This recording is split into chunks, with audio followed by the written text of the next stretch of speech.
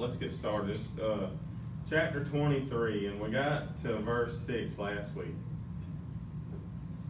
So we've seen Judas betray Jesus last week. We've seen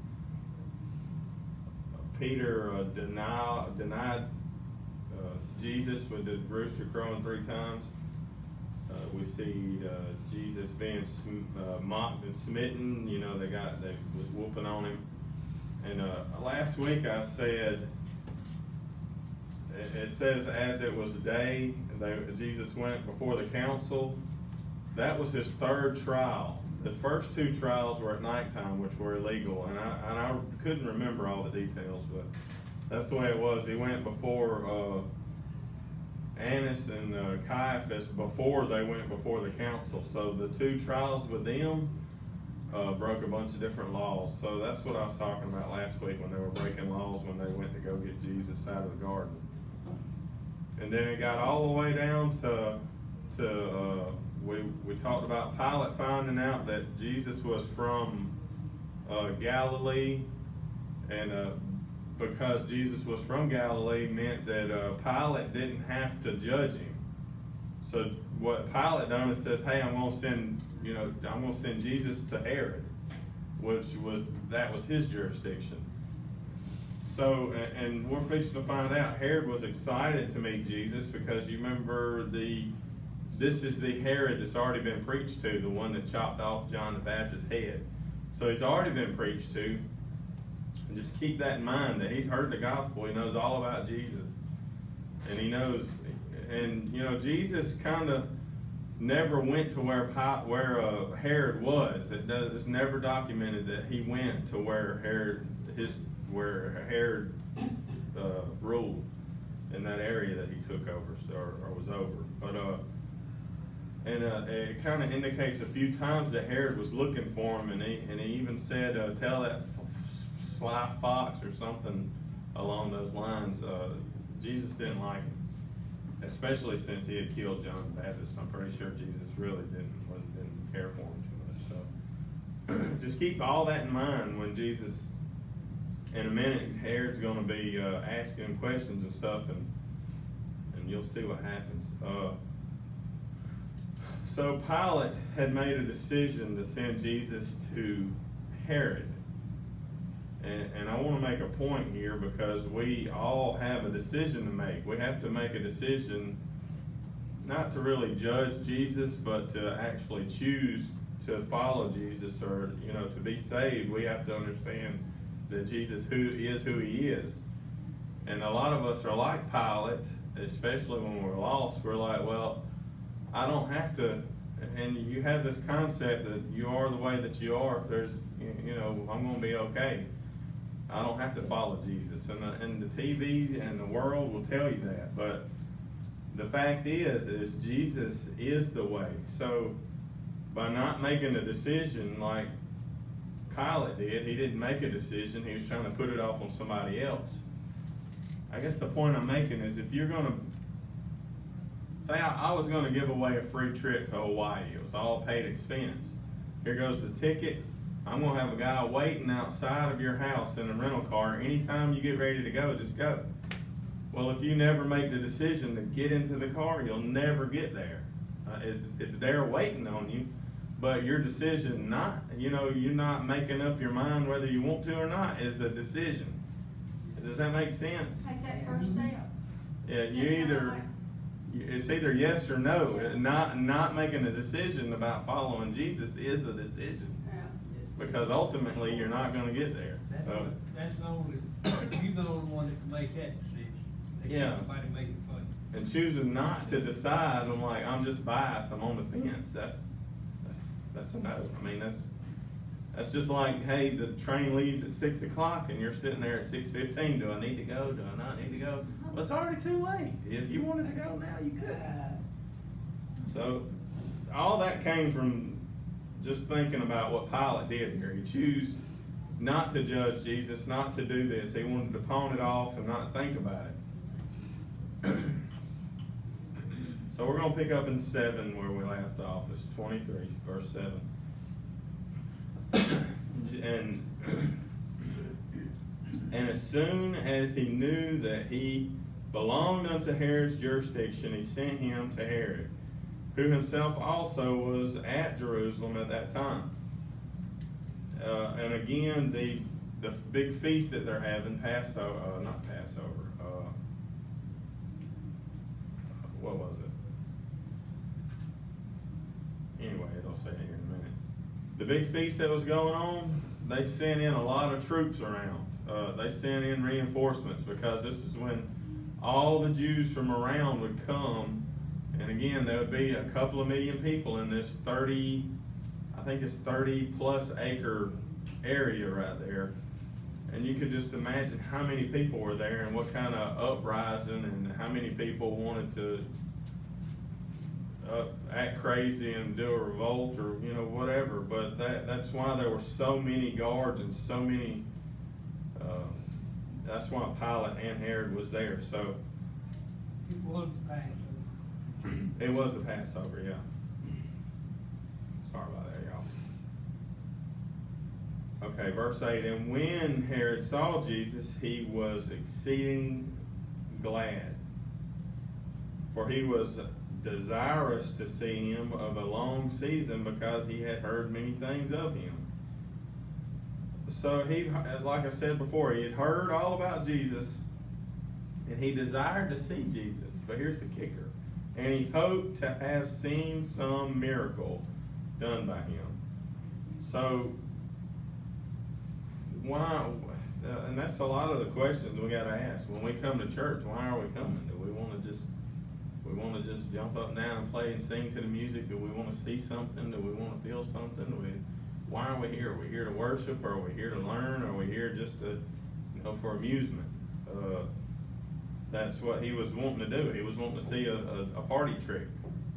And just keep in mind that, John the Baptist was a fiery preacher. He already had done told him it was wrong what he was doing. Herod is the one that had married his brother's wife and stole him. It was a big messed up thing, and John the Baptist told him how it was. So I think Herod's wife's daughter seduced him, and that's how John the Baptist got killed, or got his head chopped off and served on a platter. This is that Herod. And he's already been presented the gospel. So if you're not going to accept a lower light, if you're not going to succumb to preaching, that's how people are saved, by the foolishness of preaching. That's what John was. He was saying, repent. Jesus is the way. Repent, change your ways. If you can't respond to that, you're not going to be able to respond to Jesus. You're not going to be able to respond to the Holy Spirit. You're not going to even understand it. So that's why in a minute, when you see Jesus not saying anything, that's why he did it. 9, then he questioned him with many words, but he answered him nothing. And again, that's why he didn't answer him. It was hopeless. He didn't have anything to say. 10, and the chief priest and the scribe stood and vehemently accused him. And Herod with his men of war set him at naught and mocked him, and arrayed him in a gorgeous robe, and sent him again to Pilate. So they mocked him, made fun of him, slapped him, beat him, played that game again. If I ain't mistaken, one of the other Gospels kind of tells you that they would hit him and make him guess his name, just like earlier we seen that some of the people from the last chapter did.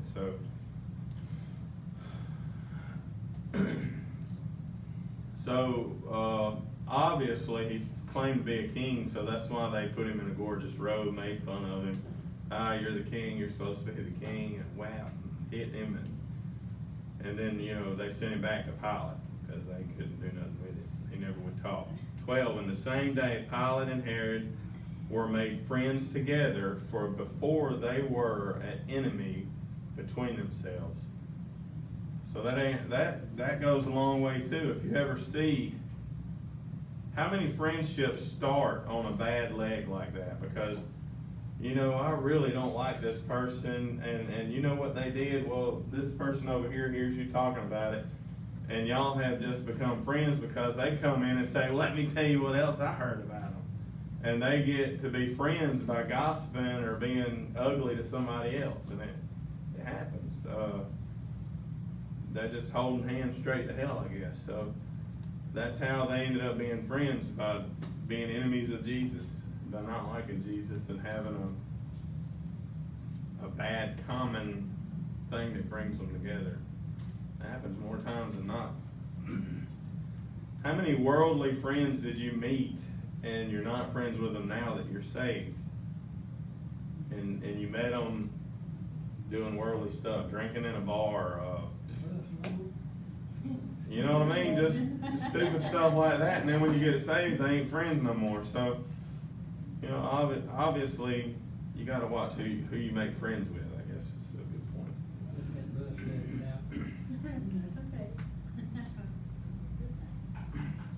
point. The next part we're going to read, it says Pilate seeks to release Jesus, and he does. He tries to release him. Just a little recap. It's not in here, but Pilate's wife this morning, the morning of this happened. What was her name? Claudia, I think. I can't remember her name, but I think it's Claudia, but I can't remember for sure. She said, I had dreams this morning. I do not mess with the righteous man, or something along that lines. It's in one of the other Gospels. So you know that all that's got to be going through Pilate's mind. Hey, you know, my wife's had dreams about him. I really don't see nothing wrong with him. Why are these people wanting to kill him? You know, and then he's got his own conscience. He had already last week said that I have no fault. He said it 3 different times. I don't see no fault in this man. I don't see no fault in this man. He's going to say it again. 13.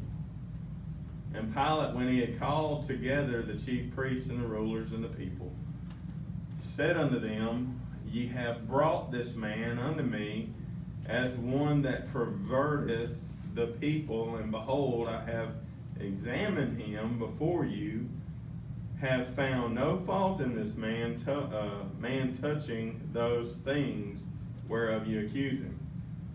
That simply means that, you know, we've interrogated this guy. You've watched us do it, and all the things that you're saying he did, we don't see any evidence of that. You know, we don't accuse him of doing that because he hadn't been doing it. He's totally faultless of doing that. And another thing, you got this. Jesus is essentially the Lamb that atoned for all of our sins.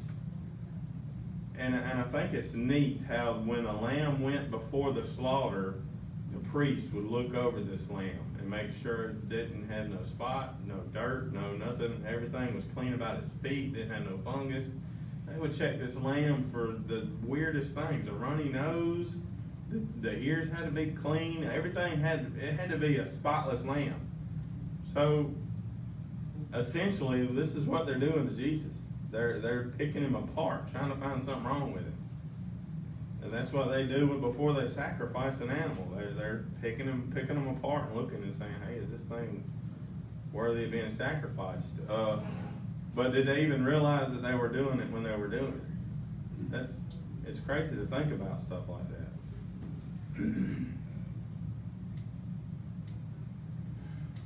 So they didn't find anything to accuse him of, and to accuse him of, that means to accuse him to death, okay?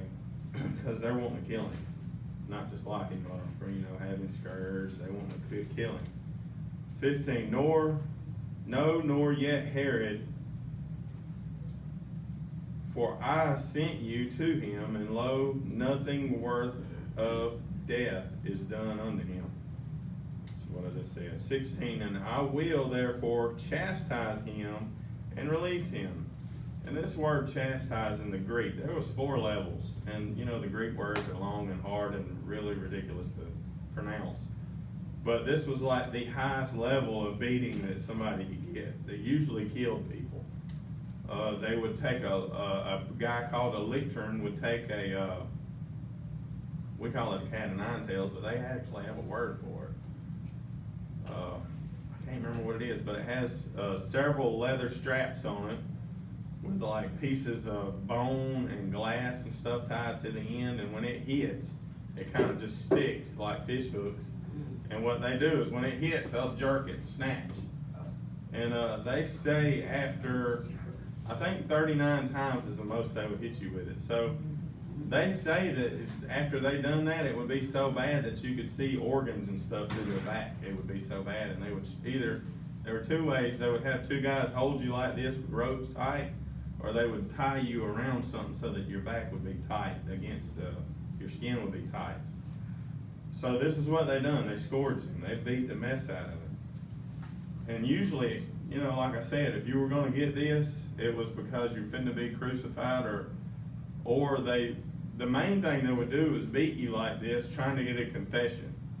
And after you confessed of doing, you know, killing somebody, raping somebody, whatever it was, they would lighten up on you.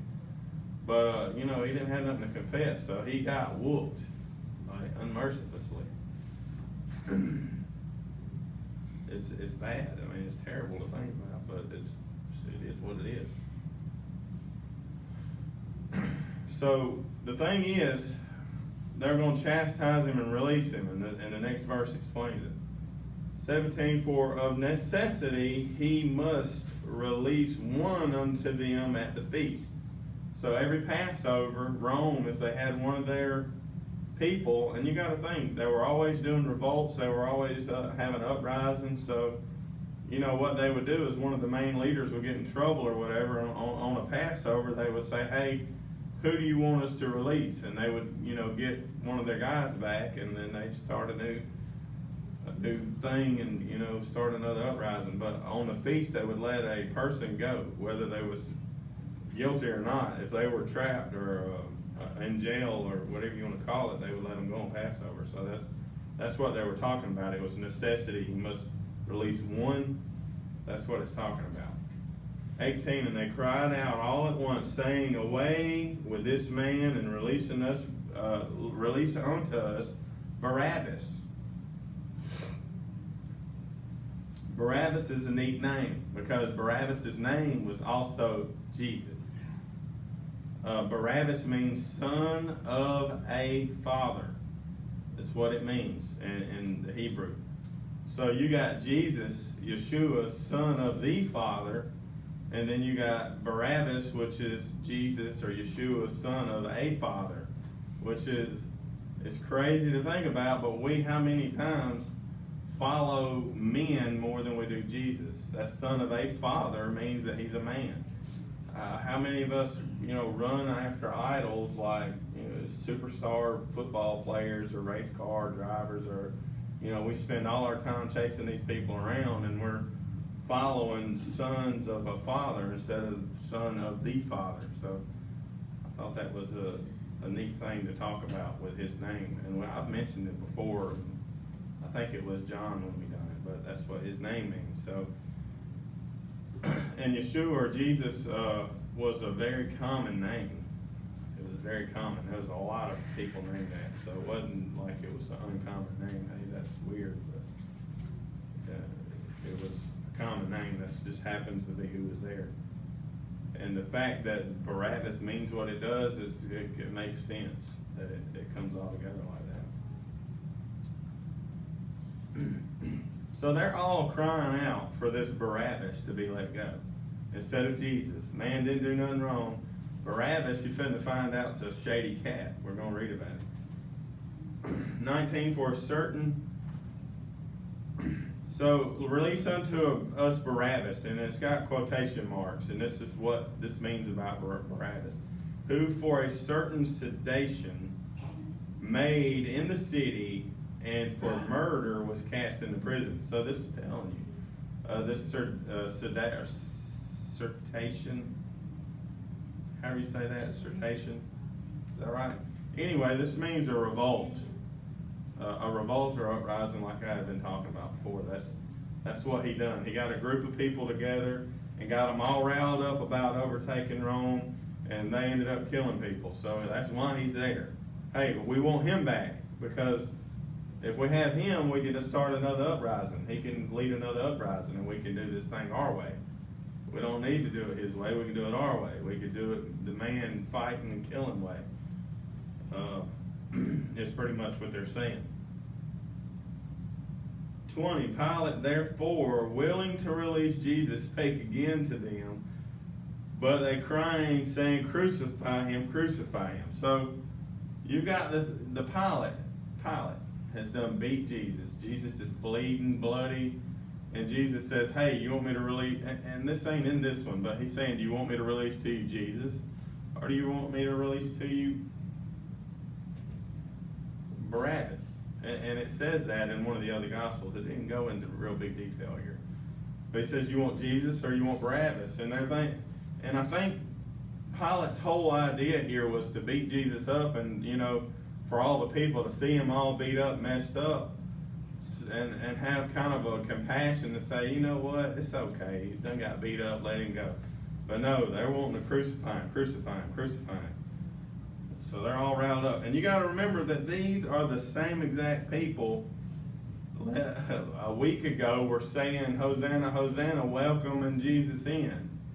So the script is flipped just like that. A lot of the same people yelling crucify him are the same ones that said, waving their palm branches saying Hosanna, Hosanna when Jesus come in on the donkey 6 days ago.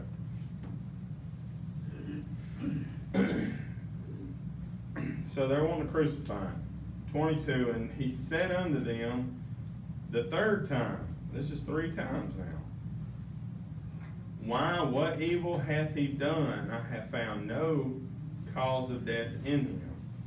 I will therefore chastise him and let him go. I'm sorry.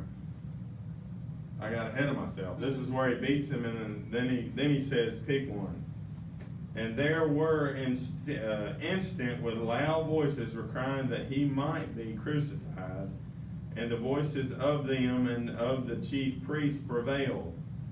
And that tells me right there that their voices prevailed over what? The other people saying, hey, don't crucify him. There's a crowd there. You got to remember, millions of people there. And the crowd that wants to crucify him is bigger than the crowd that wants to save him. There was some people that were following Jesus, loved Jesus with all their heart, believed in what he stood for, believed in who he was, believed that he was God reincarnated. But, all those people didn't understand. They didn't understand that it was going to be the victory was in the death. They thought it was an earthly kingdom that he was setting up. Just keep that in mind. And the people that wanted him dead, their voices prevailed over the rest of them. 24, and Pilate gave sentence that it should be as they required. So Pilate gave in. That's some major peer pressure there, isn't it? And Pilate gave in because Pilate had messed up. I've already explained this. Pilate had messed up several times before. And then all this is religious stuff. This is all religious matters. And Pilate didn't want to get in the middle of it. And he's already got in trouble like 3 different times. He was stealing money to build an aqueduct. He was bringing in pictures, and he was getting in trouble from the higher ups for getting the people riled up for not, just appeasing them. So he's just going to appease the people. He don't want to get in trouble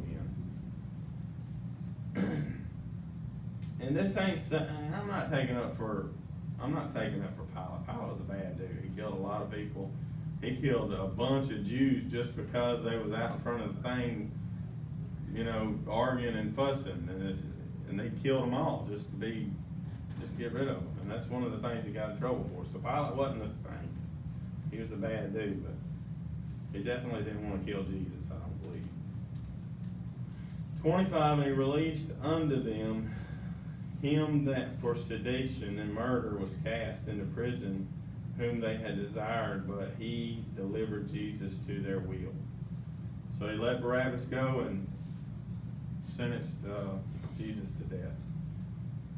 The next part we're going to go into is the crucifixion of Jesus on Calvary.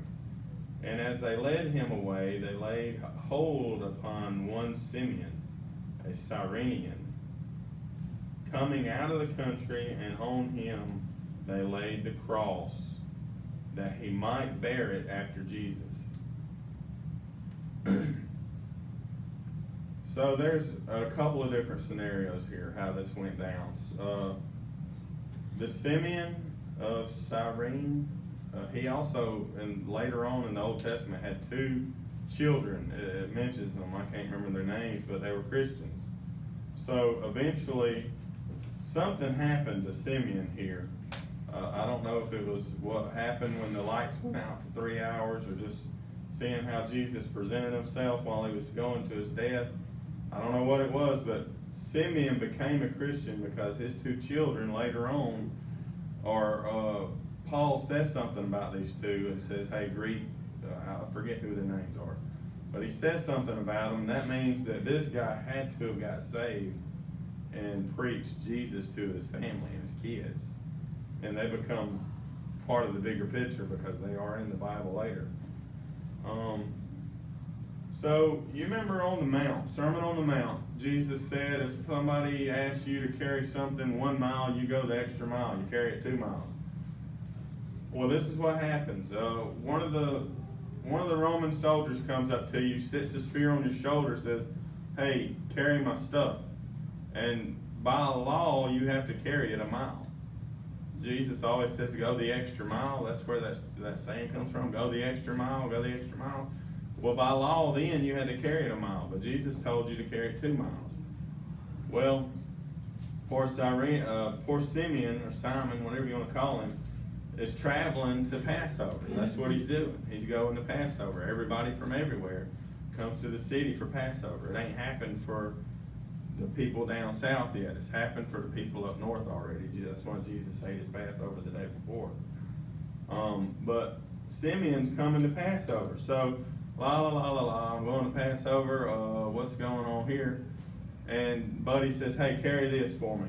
And that's how that goes down. So there's two ways that this could have went down. Simeon could have carried a tibulum, which is the cross member of the cross, and Jesus had to carry the long piece on his back dragging it. Or most of the time, if you do history and you look, the tibulum was already tied to your back and you were tied to it, and Simeon helped drag the long part. It wasn't all put together there. It was all put together. The cross was actually made on site, and you were nailed to it and it stuck it in the ground. There were already holes up there. So what they would do is nail you to it, stand up the cross, and drop you in the ground. Bam. You know, it hurt. So what part did Jesus carry? I'm not sure, but he was carrying part of it. And Simeon was carrying the other part of it. So it wasn't like it was a put together cross and they were carrying it. It may have been, but I'm looking at history here. So it's whatever picture you want to put in your mind, go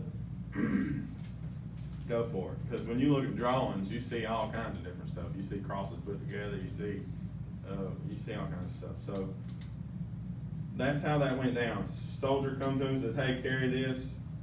You got to carry it. A point I want to make is, how many of us could go back in time and we would be all about, hey, I'll help you carry your cross. Come on, I'll help you carry your cross. I would do it. I would do it in a minute. Just to relieve him of, just so he wouldn't have to carry it. I'd help him carry it. But this is what hits me is I can't even, and you're supposed to die to the cross daily. I would help you physically carry a cross, but I can't physically die to a cross and put the earthly things away.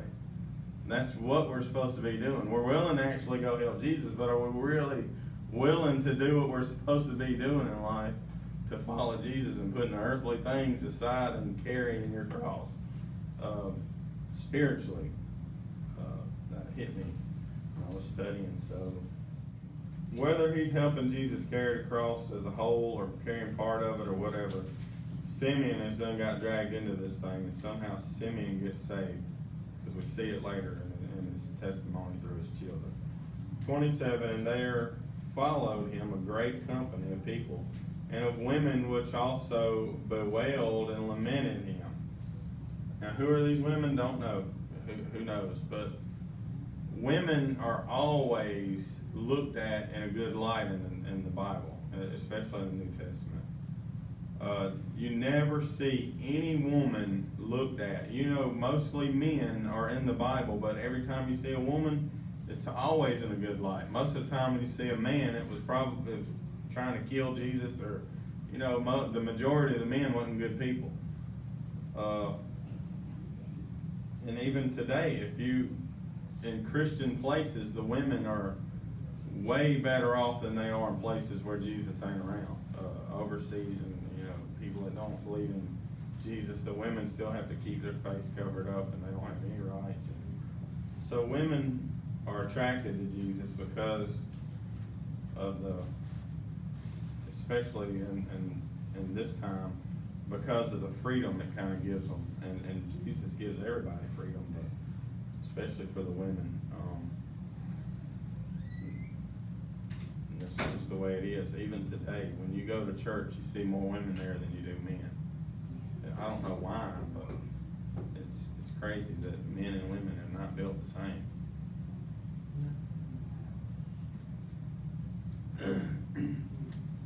It's sad, really. 28. But Jesus, turning unto them, said, and another thing, they're lamenting and wailing. It also makes me think maybe when things go on, when there's a death or when they're fixing to have a crucifixion, there's people that are paid to holler and to make a big scene because it draws more attention. So is it a paid?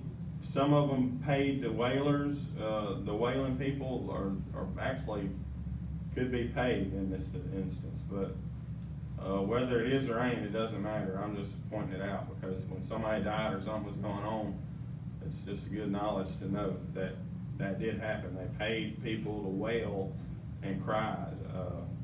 It's just the way it was back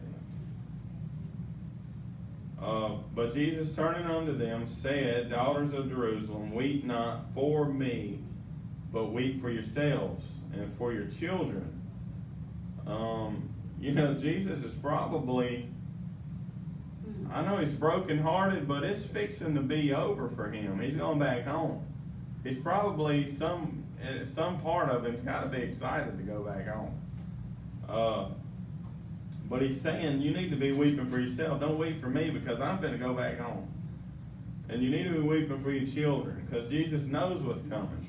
It ain't but 40 more years and, you know, Rome's finna to tear down the temple and kill like a lot of folks. I forgot how many, but it's a whole bunch of folks gets killed.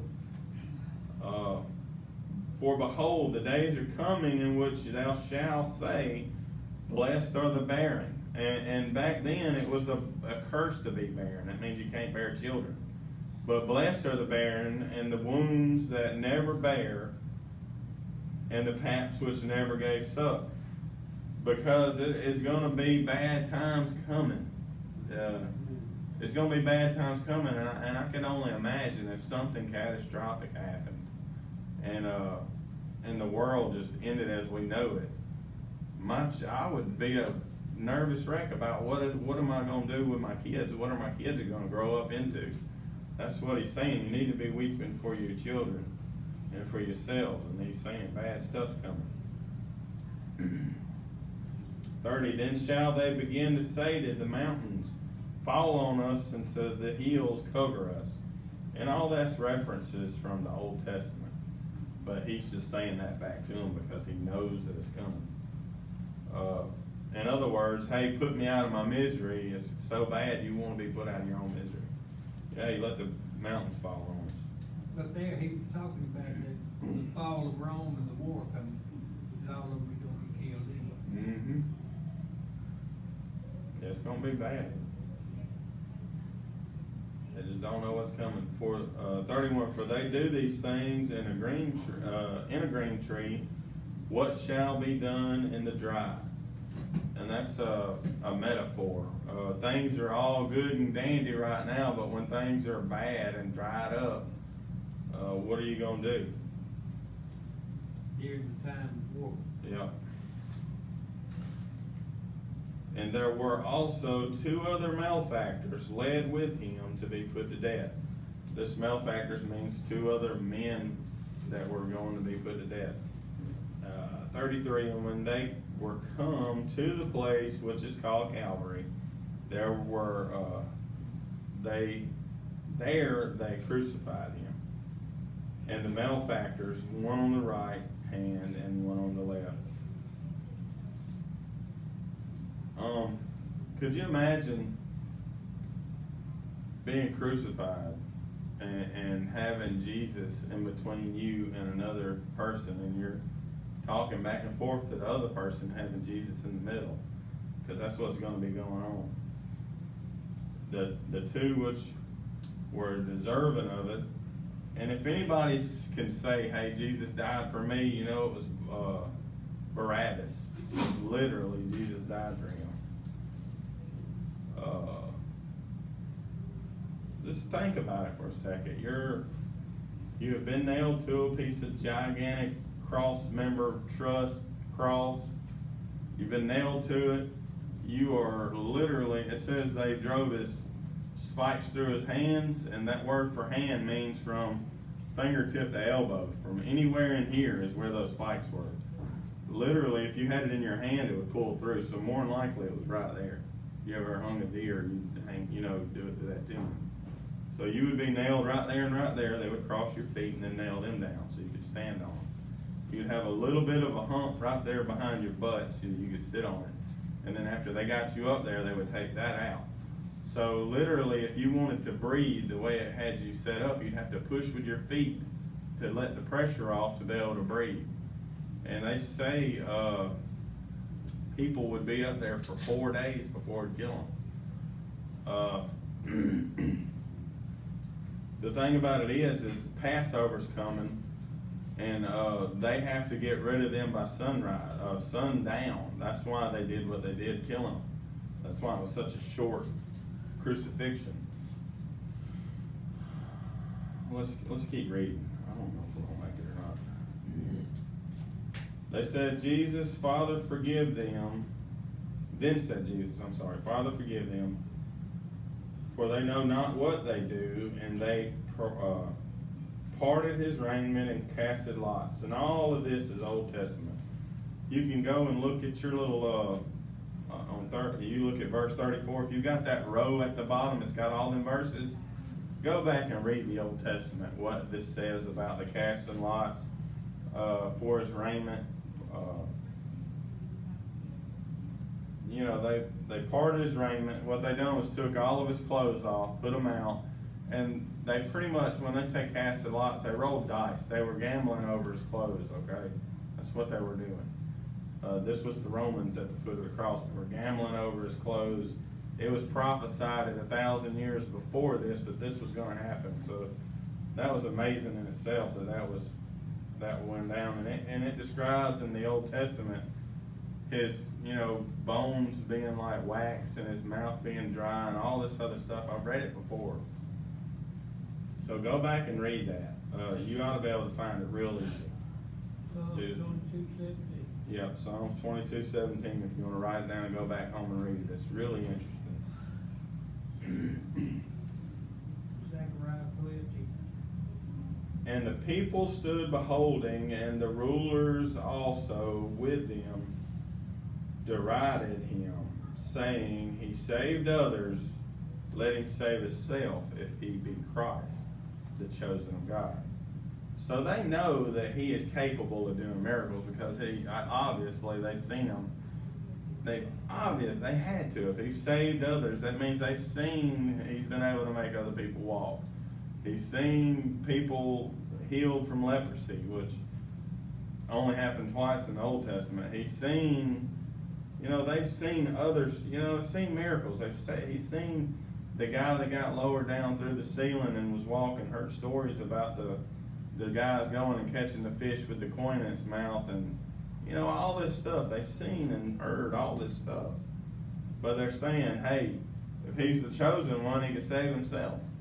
Not knowing that this was part of the God's plan the whole time. And the soldiers also mocked him, coming to him and offering him vinegar. If you got a different translation, it may mean sour wine, which is the same thing.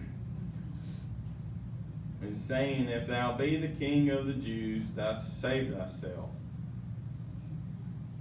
And the superscription also was written over him in letters in Greek, Latin, and Hebrew, this the King of the Jews.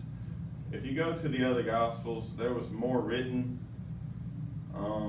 It's not a contradiction. You got to look at who the Gospels are talking to. It's just different camera angles. If you're talking to Jews, you're gonna, this was written. You're gonna be talking to Romans. Hey, this was written. You're gonna be, if you're a doctor like him, this is gonna be written. You're gonna write down what stands out to you. So it was written in Greek and Latin and Hebrew. This was the language of religion. This was the language of the people, and this was the political language of Rome. So you had all three of the groups there covered. The King of the Jews. And one of the malefactors which hanged railed on him, saying, If thou be Christ, save thyself and us. But the other answered, rebuking him, saying, Dost not thou fear God, seeing thou art in the same condemnation? So this cat has obviously, you don't know what's happened the whole time. These two people had to watch Jesus get nailed to a cross, and they had to be nailed to a cross. So you got to imagine nailing to a cross. You probably jerking, fighting, kicking, scratching, clawing. 6 people are strapped you down, tying you up, and this dude is laying there telling, "Hey, God, forgive them. They don't know what they're doing." And when he said that, it meant he continually saying that. He was saying that and saying that and saying that. He didn't say it once. That's what he kept on saying and saying. Forgive them. They don't understand what they're doing. And he's willingly saying, hey, they don't know what they're doing here, God. Please, forgive them. That had to have been something to that guy on the cross. 41, and we indeed justly, for we receive the due reward of our deeds, but this man hath done nothing amiss. That sounds like a confession out of his mouth right there. Hey, I'm deserving to be nailed to a cross. We deserve this, but guess what? This cat right here, he don't deserve it. And he even said right here, fear God, seeing that thou art in the same condemnation. He even recognizes that there's some deity to him. He's got to be of God, because we're in the same condemnation that he is.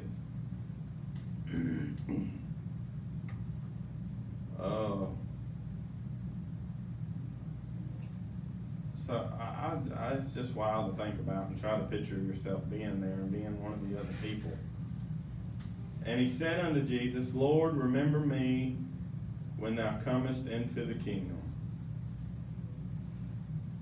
43, and Jesus said, join a church and pay tithes and be baptized. Oh, it didn't say that, did it? Okay, I'm sorry. I was thinking of something else.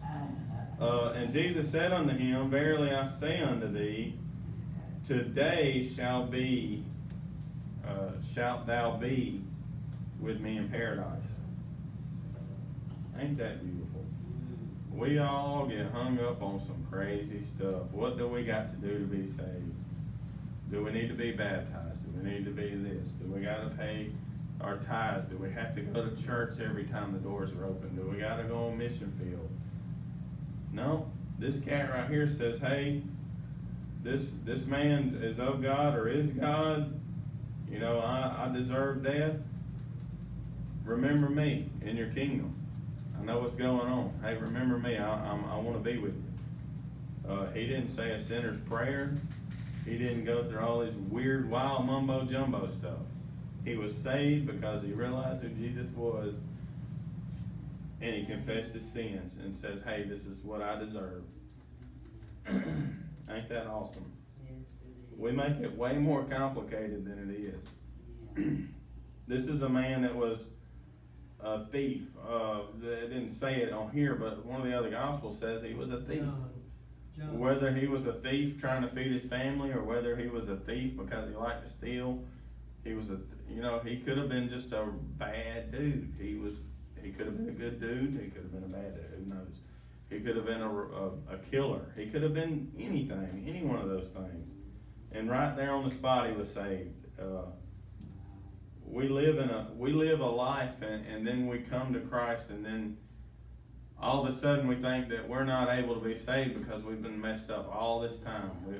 This 30 years that I've done lived saying there wasn't no God, and now, it's too late for me, I'm not going to be able to be saved. Well, this cat was a thief, finna get crucified for being a thief or being a bad dude, and he was saved on the spot. So there's a lot to be said there. That's the same, as confessing your sins with your lips, then asking God to save you. You saved right there. Exactly. It's not complicated. You don't have to have somebody lead you through a prayer. You don't have to be at church service. You can be at home. It can happen anywhere. If the Spirit's there drawing you, it can happen. And Jesus commends his spirit to God is the next part. We're going to try to make it through. We'll see. And it was about the 6th hour, and there was darkness over all the earth until the 9th hour. That's 3 o'clock to 6 o'clock. Ain't that what it is? No, 12 o'clock to 3 o'clock. Something like that. I used to know. When it says, and you read different commentaries, hey, and it was eclipse, it was this, it was that. No, it was a full moon, it was Passover, it was over the whole earth. The sun got blotted out. It was dark on the whole earth. That's what it just said. It says what it means when it says it. It don't mean there was an eclipse, okay? That's just the way I feel about it. Mm-hmm. And that hour was 6 o'clock. Yeah, it was 3 to 6 then, wasn't it? Anyway, and the sun was darkened, and the veil of the temple was rent in the midst. That means it was tore down the center. And the veil of the temple was 30 foot wide and 60 foot tall, something like that. 30 foot tall and 15 foot wide. The veil was huge, okay, and as thick as your palm. It was about 4 inches thick. And it was rent from top to bottom. It was like, it took 300 priests to hang it up. Okay, and what was God saying when that happened? Hey, before it was, hey, stay out of here, you gotta be clean. Now I'm done with this whole covenant. We got a new covenant going on. Come to me through Christ, is what God was saying there. He rent the veil from top to bottom. That had to have been a major thing to happen. That thing was as thick as your palm. It was that thick, and huge. Top to bottom, not bottom to top. If it weighs enough for 300 people to have to hang it up, it's heavy, okay, it's big. And I don't know how much of this is true or how much of it's just, but I've read this and heard this, so in more than one place. It's pretty believable, I think. So the veil of the temple was rent. 46, and when Jesus had cried with a loud voice, he said, Father, into thy hands I commit my spirit. And having said thus, he gave up the ghost. So I commit my spirit to you, Lord, because for the last day I have been in the hands of somebody else, not you. So I'm committing my spirit to you, and he gave up the ghost. There's a whole lot more detail in John of what goes on here. You get to see Jesus give away his mom to John. You get to see all the sayings and all this stuff. He said it was. We'll talk about it, and I think we might go to another gospel. It is finished. Now when the centurion saw, that is finished, we ain't gonna get into it. It means paid in full. He did. Yeah, well, this is the way it is. If you done a crime, you got either, if you didn't have the money to pay for the crime, you had to be a slave. And whenever you got your time paid off for the crime, they would write it out, paid in full. That's what Jesus said. Paid in full. It's paid in full. It was a receipt. Hey, it's done. It's finished. It's done. It's paid in full. Everything's done. Is what that meant. But it's not here, so it's kind of And all gets the you lost. prophecies of the Old Testament have been fulfilled.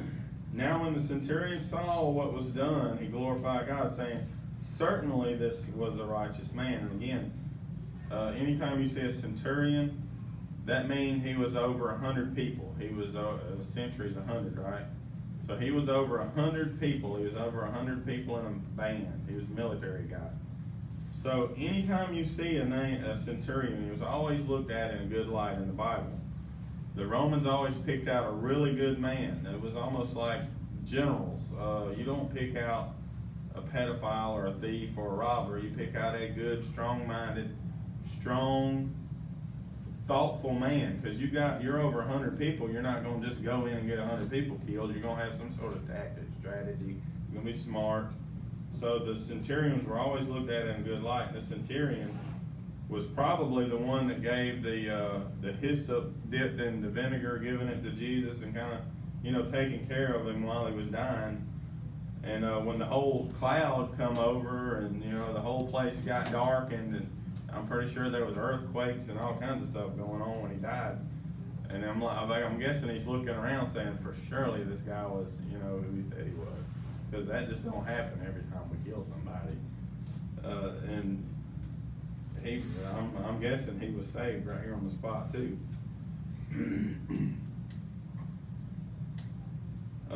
The centurion was saying, he glorified God, saying the centurion, this was a righteous man, and for the Bible to call you a righteous man, that's you're doing something. So he was a good dude. And all the people that came together to that sight, beholding the things which were done, smote their breasts and returned, and all his acquaintance and the woman that followed him from Galilee stood afar off, beholding these things. So that was, the women that followed him were probably part of his disciples. He had a bunch of people following him, and they were just looking at all this stuff going on. And I think Luke says this because Luke wasn't here, so he had to interview people.